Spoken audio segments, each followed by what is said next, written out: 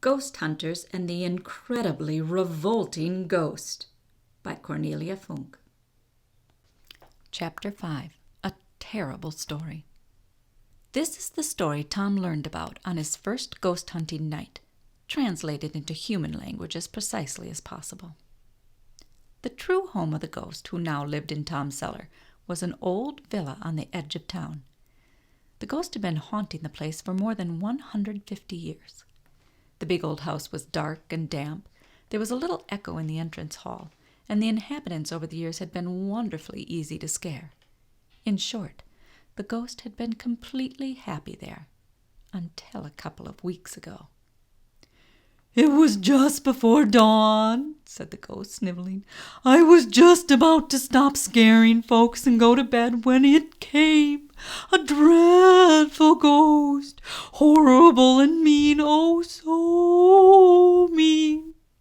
I like your house, it howled and grabbed me. Then it dragged me on to the roof, took a deep breath and blew me away, right out of my own house. My oh. Sobbing, the ghost broke down, but no tears came from its green eyes, just bits of silvery dust. The ASG could hardly continue its story. The big ghost's breath had sent it whirling right into Tom's street, and since it was already getting light outside, it looked for the darkest, oldest building and then streaked into the cellar.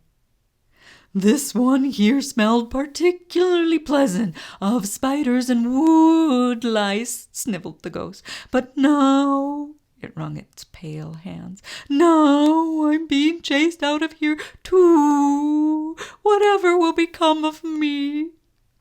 Tom took off his glasses and cleaned them. He always did that when he was embarrassed and didn't know what to do next. In fact, he felt rather guilty. "Do you have some kind of name by any chance?" he asked. "Or am I just supposed to call you Ghost?" "My name is Hugo," sniffed the ghost. "Well, that's not a very spooky name," said Tom, putting his glasses back on. "So I can't help my name," Hugo replied. "What's your name, then?" "Tom." That's definitely not better," said Hugo, and started to wail again. "Stop that. I've got an idea," said Tom. "I know a woman who knows a lot about ghosts. She told me how to... he felt the blood rushing to his face. That is, she told me what ghosts don't like." "Ah, like raw eggs," said Hugo, immediately turning his annoyed, moldy color. Embarrassed, Tom set his glasses straight again. "What I'm trying to say is this woman might know how you can chase the big ghost out of your house." "You think so?" Hugo began, wobbling around with excitement. "You really think so?" "I'll ask her first thing tomorrow," said Tom. "And keep quiet down here, okay? Grouchman's already going to go ballistic when he sees the slime in the stairwell." "Ah," said Hugo, giving Tom an insulted look, and pushed off behind a sack of potatoes. Yawning, Tom climbed the cellar steps and opened the door onto the stairwell, no longer expecting dire things to happen. Wrong again. "Got you, you rascal! So you're the culprit!" boomed a familiar voice above his head. And the next moment Tom found himself hanging upside down, with his legs waggling around helplessly in the air. "Just you wait, kid," growled everyone's favorite caretaker, Mr. Igor Grouchman. "Now, get scrubbing for the rest of the night until your knees ache. And that thing there," he pulled the boombox out from under his arm, "that's disturbing the peace, even if you do sneak off into the cellar to listen to it." "Let me go," snapped Tom, kicking and lashing out all around him. "I haven't done anything." "Really?" hissed Grouchman. His hissing sounded even more threatening than his yelling. "Then look at my doormat and these stairs. Well?" He held Tom, still kicking, with his nose right above the ghost slime. "How do you explain this mess?" "It wasn't me," said Tom in rage. "Put me down now or I'll scream." "Scream away," said Grouchman, grinning broadly. "Then you can tell your parents what you're doing in the cellar at midnight." Tom bit his lip. Curses! How was he supposed to explain that one? "Huh! Shut you up all of a sudden, didn't it?" Grouchman laughed. putting Tom back on his feet. "Now, don't you move an inch from there, you hear me? I'm going to get a nice big bucket and rag, and then you can get all of that muck gone, quiet as a mouse and fast as lightning." Grinding his teeth and frowning fiercely, Tom nodded. What choice did he have? He scrubbed the stairwell until 3 a.m, while everyone else in the apartment building, his own dear family included, was lying in their warm and surely very comfortable beds. Chapter 6. A Serious Problem, said Hetty Hyssop as she ushered Tom into her living room for the second time. "Didn't my advice work?" Yes, in fact it worked brilliantly, but Tom dumped his backpack on the sofa and sat down beside it. "I've got another problem." "Ah," said Hetty Hyssop. "Good. I'll make us another pot of tea." And she already disappeared into the kitchen when a white hand snaked through the fabric of Tom's backpack. "Hey, we had a deal," hissed Tom. "You stay there until I tell you, got it?" "It's very uncomfortable in here," said the voice from the backpack. Hetty Hyssop stuck her long nose around the door. "By the way, young man," she said, "you can tell that ghost in your backpack to come out." Tom looked at her, speechless. Hetty Hyssop twisted her mouth in amusement. "Young man, there's no way I can miss that musty, moldy smell, even if it's hiding in a backpack. Just a second. I'll close the curtains. The daylight would make your ghostly companion feel sick and sneezy on the spot." Of course, the curtains were red like everything else in the strange room. Hugo floated out of his hiding place with an embarrassed grin, looked around, and crumpled up horrified. "Oh," he howled, pressing his white hands in front of his face. "What a dreadful room! Nothing but horrible red and mirrors everywhere. Dreadful!" "I'm sorry," said Hetty Hyssop, "but I quite often have to deal with seriously dangerous ghosts, and they tend to find this room pretty off-putting." "Oh, I can't stand it," wailed Hugo, and whoosh! He disappeared back into Tom's backpack. Hetty Hyssop shrugged and went to fetch the tea from the kitchen. "Let's talk about your second problem, young man," she said, as once more Tom shoveled revolting amounts of sugar into his tea. "I presume it has to do with your companion there." "Too right," said Tom, and he told her the whole sad tale.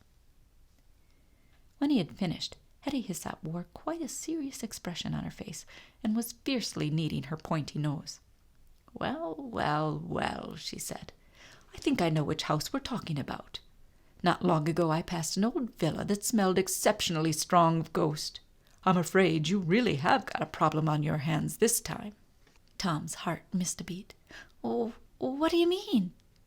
"Well, this extremely repulsive ghost who chased your companion away is clearly an IRG, or Incredibly Revolting Ghost, as the full technical term for this species goes. And goodness knows, young man, you don't mess around with an IRG." Tom swallowed. "That means we can't do anything? Hugo has to stay in our cellar?" Quiet sobbing came from inside the backpack. "Oh, no, that's not what I said," replied Hetty Hyssop. "I only pointed out that picking a quarrel with an IRG is very dangerous, extremely dangerous, even for a professional ghost hunter. With this species, you won't get very far using mirrors, music, and raw eggs." "So," Tom hardly dared ask, "what works against IRGs?" Hetty Hyssop kneaded her nose until it was as red as her living room. "Well, there's only one thing I know of," she said. "Graveyard dirt." Tom looked at her dumbfounded. "Come again?" "Graveyard dirt, at least a bucketful. Yes, and you'll also have to practice squinting, young man. Squinting can save your life if you meet an IRG." The old lady stood up and went over to her bookshelf. "I'll give you something to take with you," she said, pulling out a small book. "You'll find in here a very instructive list of the known characteristics, likes, and dislikes of ASGs and IRGs. Chapter 2, if I remember rightly. Study it carefully." She handed him the book, but Tom shook his head. "No," he said hoarsely. "No, thanks. Let's forget the whole thing. As far as I'm concerned, Hugo can stay in our cellar until the end of time. I think I'd rather go home now." The sobbing in Tom's backpack turned into a wailing and gnashing of teeth. "Oh, that's a pity, young man," said Hetty Hyssop. "I just wanted to offer you my help." Tom looked at her, confused. "But you said it was terribly dangerous." "Oh, well," the old woman shrugged. "Life is dangerous, isn't it? And I feel a bit sorry for your pale friend here. If we're well enough prepared, we'll have no trouble banishing the IRG." "What about the graveyard dirt?" asked Tom. This was what was getting to him the most at the moment. "Oh, that's no problem. We can get it tonight." "Tonight?" Tom frowned. "Why during the night?" "Oh, did I forget to mention that? Only dirt gathered at night works against IRGs. What do you think? Shall we meet tonight outside the gate of the graveyard at 11 o'clock? "I don't know," stammered Tom. "I could get your cellar ghost to fly you there." Hetty Hyssop looked down the end of her long nose, examining Tom. "I'm not a cellar ghost," came the offended voice from inside the backpack, "but I'd be delighted to help." "What do you mean, fly?" asked Tom faintly. His head was starting to spin.